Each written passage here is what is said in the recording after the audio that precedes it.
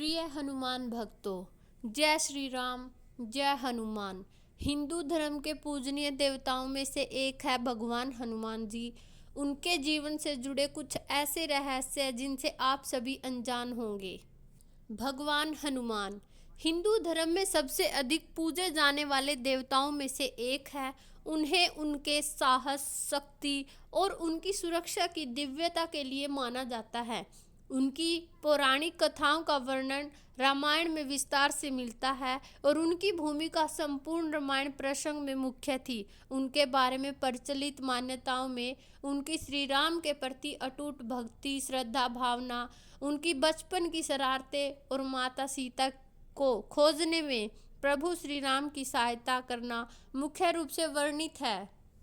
सिर्फ रामायण ही नहीं बल्कि महाभारत और अन्य पुराणों में भी हनुमान जी की भक्ति का वर्णन किया गया है। ऐसी मान्यता है कि उनका जन्म चैत्र महीने के शुक्ल पक्ष की पूर्णिमा तिथि को हुआ था, इसलिए इसी दिन हनुमान जयंती मनाई जाती है। हनुमान जी को पवन सुत, केसरी नंदन, बजरंगबली जैसे कई नामों से जाना जाता है। आइए जानते हैं इनके बारे में, जिनसे शायद आप सभी अनजान होंगे। पौराणिक कथाओं में इस बात का जिक्र है कि केसरी और अंजना के पुत्र थे, लेकिन वास्तविकता यह भी है कि वो भगवान शिव का अवतार थे और उन्हें शिव जी के अंश के रूप में भी पूजा जाता है। हनुमान जी को पवन पुत्र के रूप में जाना जाता है। ऐसा माना जाता है कि जब भगवान विष्णु ने पृथ्वी पर राम अवतार लिया था, तब भगवान शिव ने उनके साथ रहने के लिए पृथ्वी पर हनुमान रूप में अवतार लिया था। हनुमान जी का नाम जन्म के समय हनुमान नहीं था, बल्कि एक बार उन्होंने सूर्य को कोई मीठा फल समझकर निगल लिया था। तब इंद्रा ने सूर्य को मुक्त करने के लिए वज्र प्रहार किया और उनका जबड़ा सूज गया। तभी से उनका नाम हनुमान पड़ा, क्योंकि हनुमान संस्कृत के हनुमत शब्द से बना हुआ है। हनुमत एक शब्द और एक प्रत्यय का जोड़ है। हनु या हनु का अर्थ है जबड़ा और मत प्रत्यय बन जाती है, तो हनुमान का अर्थ हुआ वह जिसका जबड़ा सूज गया हो या विकृत हो गया हो। ब्रह्मांड पुराण श्लोक 223-227 में कहा गया है कि अंजना और केसरी के कुल 5 पुत्र थे, जिनमें से हनुमान सबसे बड़े थे। भगवान हनुमान के भाई बहनों के जन्म के क्रम में उनके नाम मतिमान, श्रुतिमान, केतुमान और धृतमान हैं। महाभारत काल में पांडु और कुंती पुत्र भीम को भी हनुमान जी का भाई कहा गया है। हनुमान जी की मूर्ति का रंग लाल या नारंगी क्यों होता है? इसकी एक पौराणिक कथा के अनुसार एक बार भगवान हनुमान ने सीता जी को माथे पर सिंदूर लगाते हुए देखा और पूछा कि यह उनके दैनिक अनुष्ठानों का ही हिस्सा क्यों है। तब सीता ने हनुमान को समझाया कि सिंदूर श्री राम की लंबी उम्र, उनके पति के प्रति उनके प्रेम और सम्मान का प्रतिनिधि है।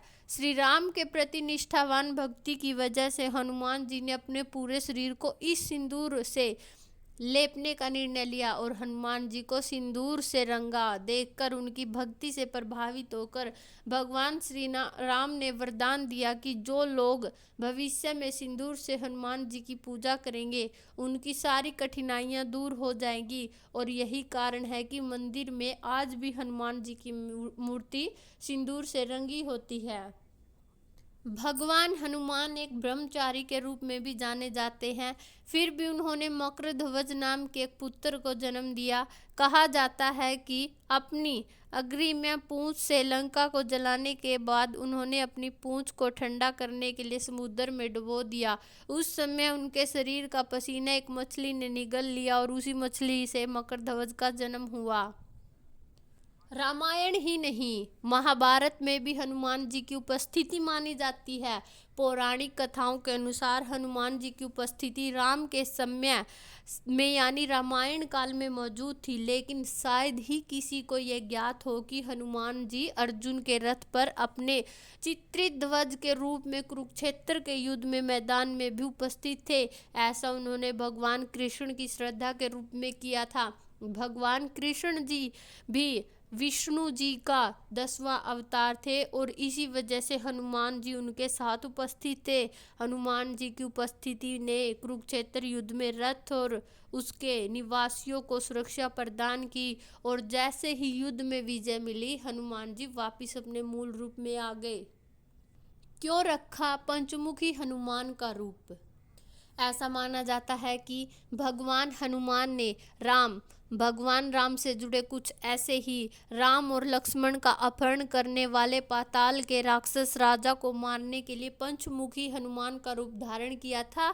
हनुमान को इस बात का पता लगा कि ही रावण को मारने के लिए उनको एक ही समय में 5 दीपकों को बुझाने की जरूरत है, क्योंकि उनके भीतर राक्षस राजा की आत्मा रहती है। इसलिए भगवान हनुमान 5 सिरों में रूपांतरित हो गए। पंचमुखी हनुमान के रूप में केंद्र में हनुमान जी मौजूद थे, दक्षिण में नरसिम्हा जी थे और शेर के रूप में थे, पश्चिम में गरुड़ जी, उत्तर में सूअर का सिर और आकाश के सामने एक घोड़े का सिर था।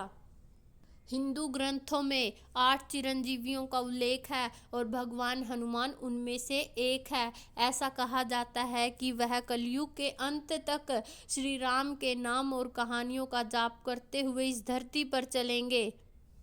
हनुमान जी को इस युग में पूजनीय माना जाता है और उन्हें अमर मानते हुए उनकी पूजा की जाती है। अगर आपको हमारी वीडियोस पसंद आती है तो प्लीज़ अपने मित्रों, परिवार के लोगों और रिश्तेदारों के साथ ही शेयर करना ना भूलिए और कमेंट में लिखना ना भूलिए। जय श्री राम, जय हनुमान। भगवान हनुमान आपके सभी कष्टों को हर लेंगे। जय श्री राम, जय हनुमान।